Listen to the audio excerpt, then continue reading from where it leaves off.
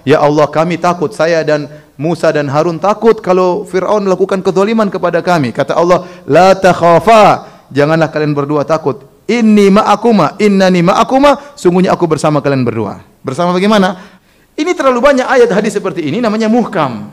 Datang hadis misalnya atau ayat, wa huwa ma'akum aina ma kuntum. Allah bersama kalian dimanapun kalian berada. Oh, dipahami berarti Allah di mana-mana.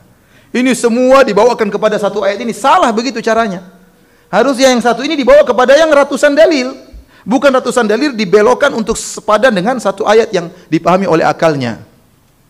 Maka bagaimana cara kita memahami wa huwa ma'akum aina ma kuntum? Ya. Wa huwa ma'ahum aina ma kanu, dia bersama mereka di mana mereka berada. Abu Bakar diajarkan Nabi apa di Gua Hira?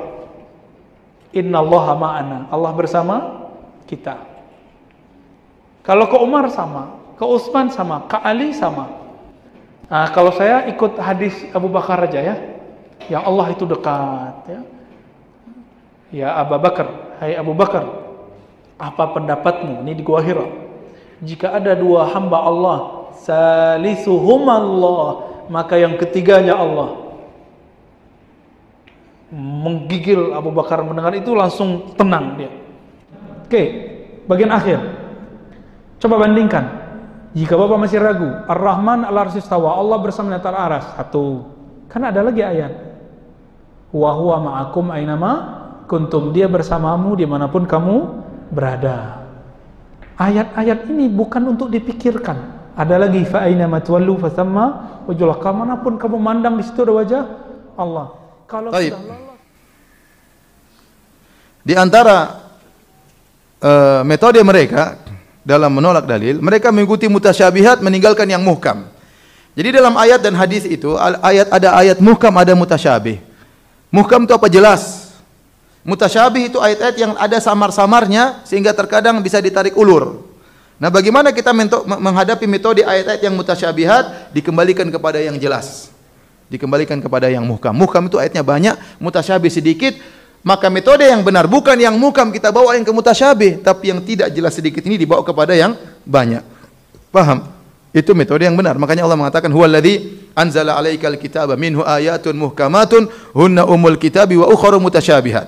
Fa ammal ladzina fi qulubihim zaygun fayattabi'una ma tasyabaha minhu ibtigha'al fitnah. Dialah Allah yang telah menurunkan kepada engkau Al-Qur'an. Dalam Al-Qur'an ada ayat yang muhkam wa ukharu mutasyabihat, dan ayat mutasyabihat yang sedikit, yang kurang jelas. Bagaimana caranya? Kalau ingin menafsirkan yang mutasyabihat, bawa ke yang muhkam.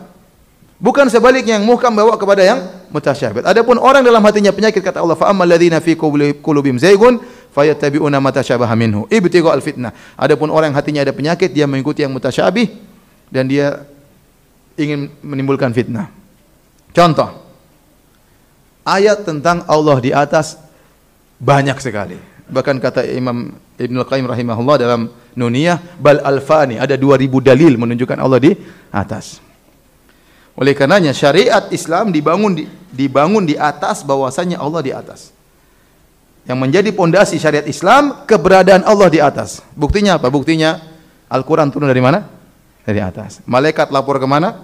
Ke atas. Malaikat takut kepada yang di atas. Semua syariat Islam ini dibangun di atas pondasi Allah di atas. Ayat tentang malaikat lapor ke Allah banyak. Malaikat turun, Al-Qur'an turun banyak sekali.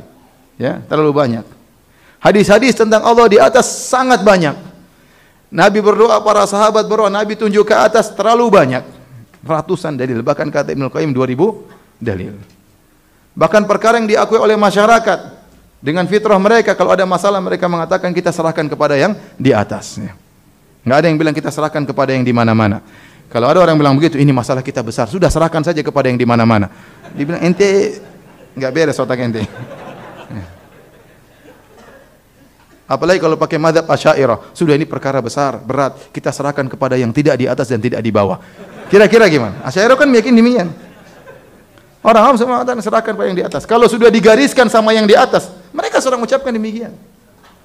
Mereka berdoa begini. Mereka tahu tatkala Nabi Isra Mi'raj, Nabi bertemu dengan Allah. Bertemunya di mana? Di atas.